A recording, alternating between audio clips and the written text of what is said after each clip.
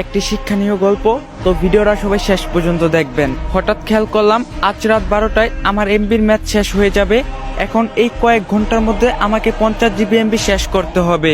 পুরাই দিশেহারা হয়ে গেলাম আমি। কি করব, কেমন করে খরচ করব এত অল্প সময়ে এতগুলো এমবি? কিছু কি ডাউনলোড করব, নাকি ভিডিও দেখব, নাকি নিউজ ফিডটা ঘুরে শেষ করব সব? আবার ভাবছি কিছু এমবি পোস্ট করে না হয় শেষ করি, না হয় কোনো ভিডিও ডাউনলোড করি। আসলে কি করব কিছুই বুঝতে পারছিলাম না।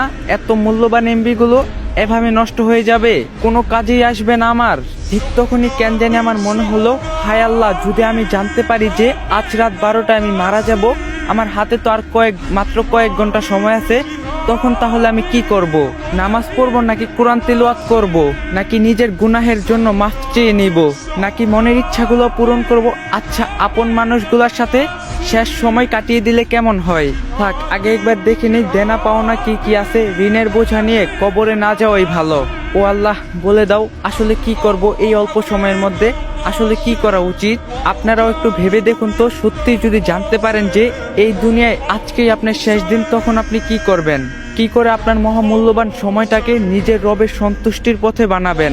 আসুন, সময় থাকতে আমরা নিজেদেরকে বদলাই। আল্লাহ আমাদের সবাইকে হেদায়েত দান করুক, আমিন। তো গাইস, যদি ভিডিওটা ভালো লাগে বেশি বেশি করে কপি লিঙ্ক করে দিবেন, কারণ আইডিটা ফিউজ আছে, আইডিয়া আনফ্রিজ করে দেন। আর আপনারা যদি এখন থেকে ইসলামিক ভিডিও দিতে বলেন, অবশ্যই কমেন্টে বলবেন, কারণ আপনাদের কমেন্টের উপরে ভিডিও বানান। আপনারা যদি বলেন ইসলামিক ভিডিও দিতে, তাহলে ইসলামিক ভিডিওই দিন। তো আর কথা বাড়াইলাম না, ভিডিওটা বেশি বেশি করে কপি লিঙ্ক করে দেন। তো আজকের ভিডিও এই পর্যন্তই ছিল। সবাই ভালো থাকবেন, সুস্থ থাকবেন। আল্লাহ হাফেজ।